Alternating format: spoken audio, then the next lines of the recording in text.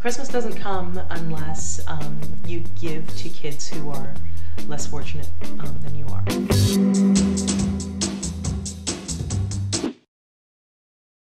Hi, this is Karen Walrond with Chocolunks.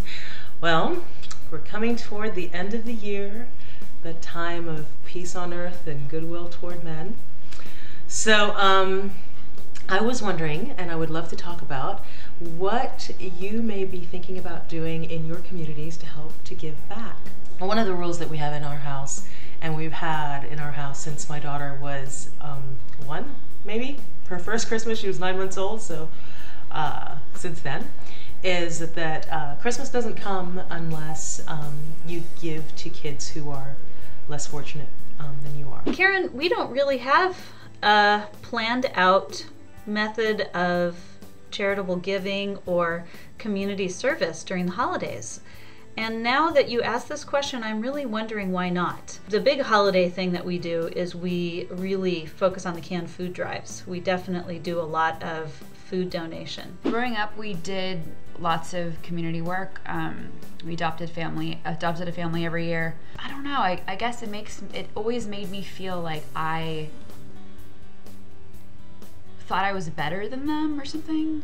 And obviously, you know, we had more, and that's why we were there doing the giving. But it always made me feel like I was being, I don't know, condescending or something. Scott and I always do the giving a chunk of money to some worthy cause, and we usually do Toys for Tots as well. This is the first year we have a little savings account for Henry for charity, so we're going to discuss with him where his stuff is going to go, his charity money.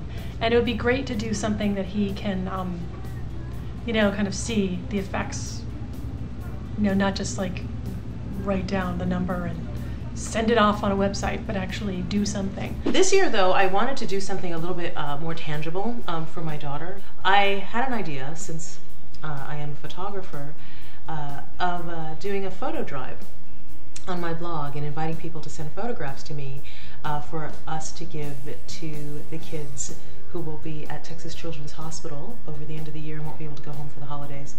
And so just to brighten up their spaces. I've also been thinking about doing something for people I know through the internet, because that surely is a community as much as my neighborhood is.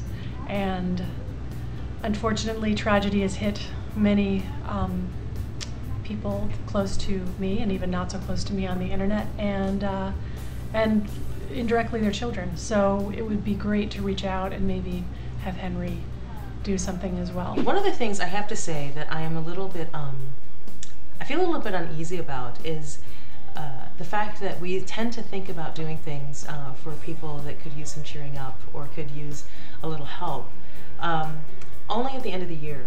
I do realize that we talk about the people who are less fortunate than us and those needy people that we see around us. We do talk about them all year.